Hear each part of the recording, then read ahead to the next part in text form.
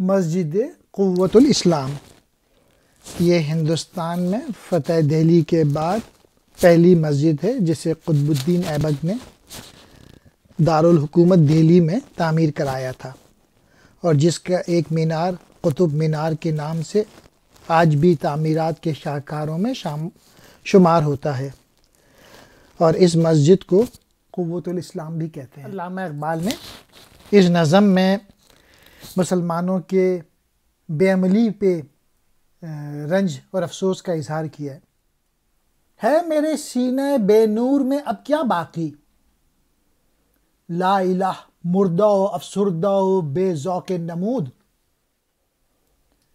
چشمہ فطرت بھی نہ پہچان سکے گی مجھ کو، کہ ایازی سے دیگر گوں ہے مقام محمود۔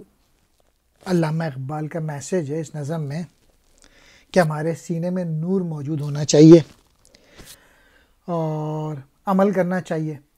تو وہ کہتے ہیں کہ آج کے جو مسلمان ہیں وہ بے عمل ہو کے رہ گئے ہیں، ان کی جو روح ہے وہ اسلام سے بھی خالی ہے، اور کلمہ توحید جو ہے وہ ان کے اندر مردہ ہو چکا ہے۔ علامہ اقبال کہہ رہے ہیں کہ آج کا جو مسلمان ہے وہ زبان سے تو کلمہ پڑھ لیا ہے، لیکن جو دل اور روح ہے وہ اس کلمے سے خالی ہے۔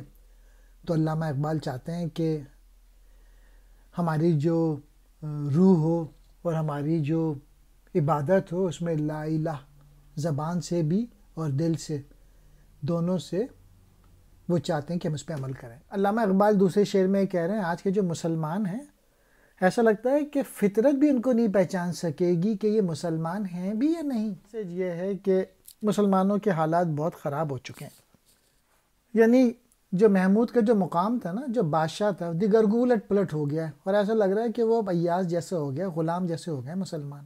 لا الہ کلمہ توحید، افسردہ بجھا ہوا، بے ذوق نمود، اظہار کے ذوق کا نہ ہونا، چشمہ فطرت قدرت کی آنکھ۔ ایازی کہتے ہیں غلامی کو، ایاز جو تھا وہ سلطان محمود کا غلام تھا۔